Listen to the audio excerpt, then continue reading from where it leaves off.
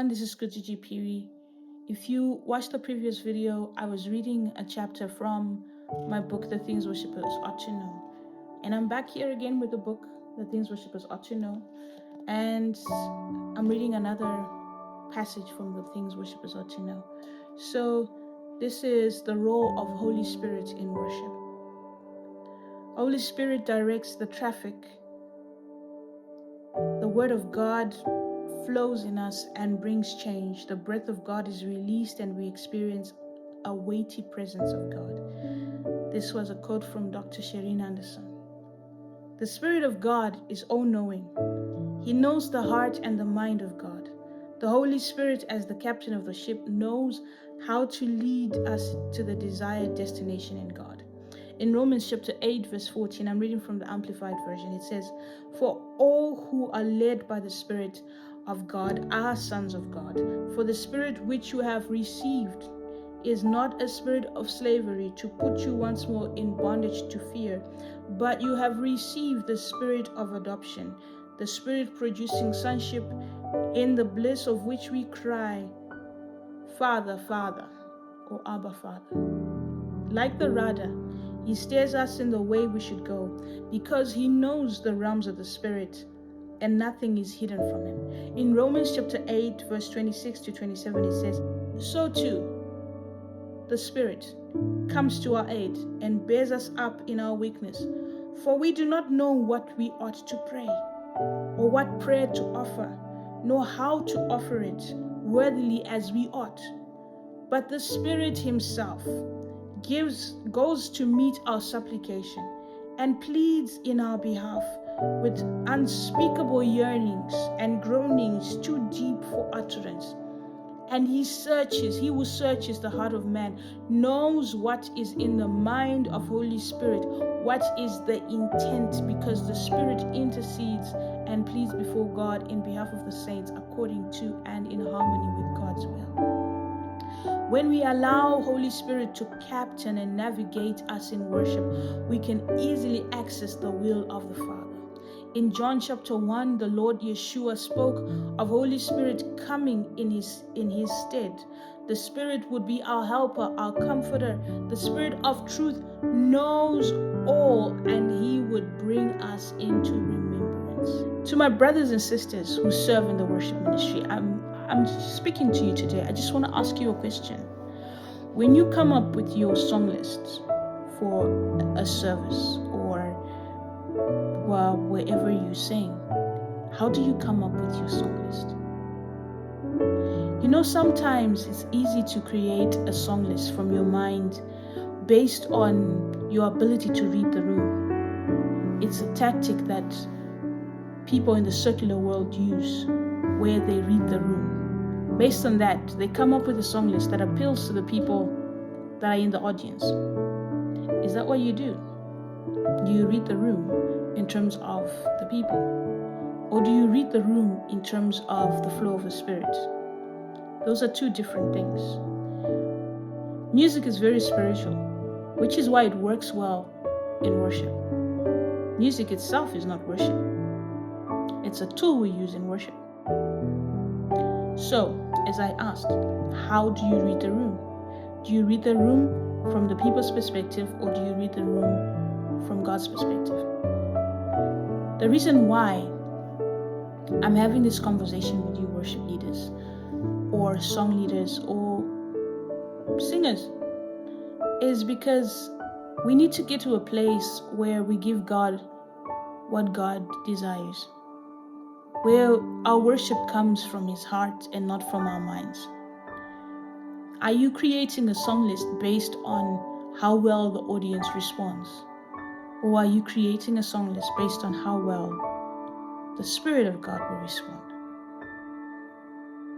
The reason why I'm reading this chapter today on Holy Spirit being the captain, on us allowing Holy Spirit to help us navigate in the streams of the Spirit, is because we need to come to a place where worship for us is not about a song.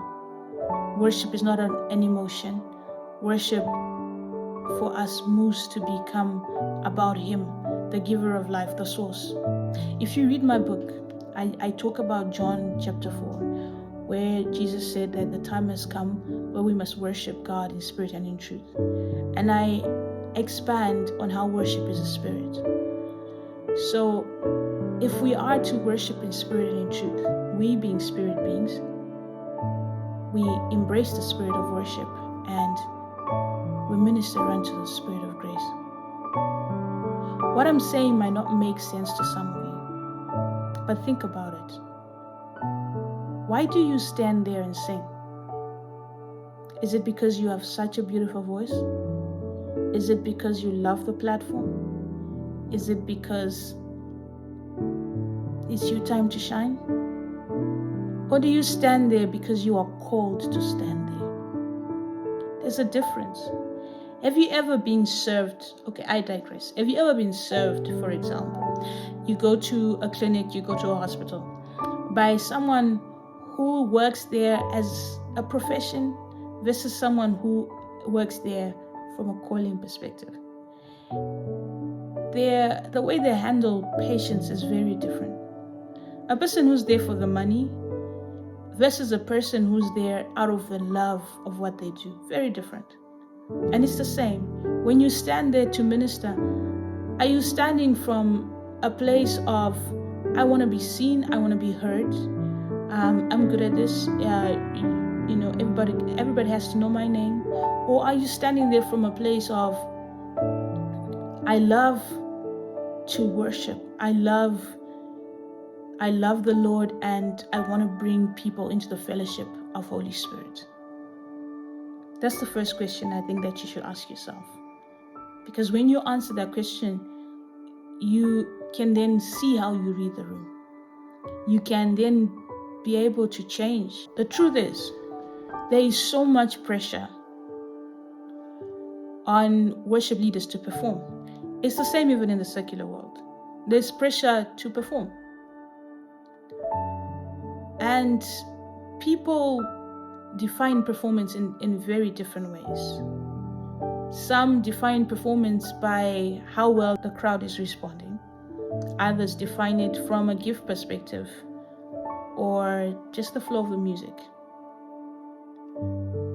But my fellow worship leaders, my fellow ministers, when we stand before the Lord, our definitions don't matter. His definition, what He wants of us, is first and foremost. So, as I said, how do you read the room? Are you reading the room from His perspective, or you're reading the room from your perspective? We are not all knowing, we are not all seeing. We have the Spirit of the living God in us to help us to be able to speak the heart and the mind of God to the people, to be able to reach people. Our ability to do that does not come from us, it comes from Him. And if we don't get to a place of total surrender, in which we allow Holy Spirit to be Holy Spirit, in which we allow Holy Spirit to lead us and guide us, in which we allow Holy Spirit to take over, we will not be able to read the room in the way the Father wants the room read. I always used to tell people when they would come sing with me, or even when I would teach worship leaders, I always used to say this: when people come in church, when they come in the audience, wherever you meet people are there for different reasons. You don't know what a person is going through. You don't know what word they need for their today, for their tomorrow. You don't know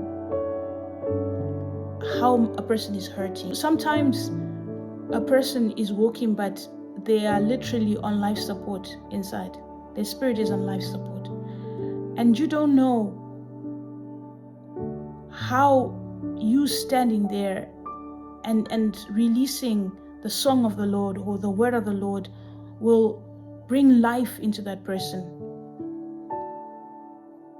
So when you stand there, don't take it for granted. Don't take it for granted. It's disheartening to watch worship leaders perform instead of ministering. I don't usually talk like this, but I believe that we really have to get to that place where we stop messing around with these gifts that God has given us. We stop making it about ourselves and we make it about the giver of life. We are called to each other. And how can we minister to each other if we are not getting the revelation from the source, if we are not getting the words from the source? You know, you can meet someone and you ask them how they're doing and they'll tell you they're great. But inside they're torn. Inside they're dying. Inside they're crying, they're in anguish. And how can you reach that person if you don't allow Holy Spirit to help you reach that person? We all have the Spirit of grace in us. We all have Holy Spirit in us. We all can hear from God. The difference between you and the next person that hears from God is your willingness to listen, is your willingness to comply, is your willingness to submit, is your willingness to let it be about the source and not about you. So the next time that you stand in front of people to minister, I want you to think about this. How are you reading the room? Are you allowing Holy Spirit to read the room and to instruct you on what to do, how to do it? Or do you want to be seen? Do you want to be heard? It's a great responsibility that you've been given to stand before people and to speak the word of the Lord.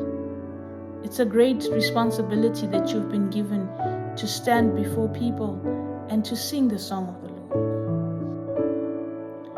So brothers and sisters, next time you stand there, don't take it lightly. You never know whose life you have been sent to reach. You never know. You know, music has the ability to heal.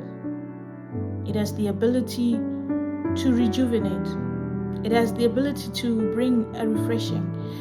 Music has the ability to open your mind to see and hear in different realms, in different dimensions of the Spirit.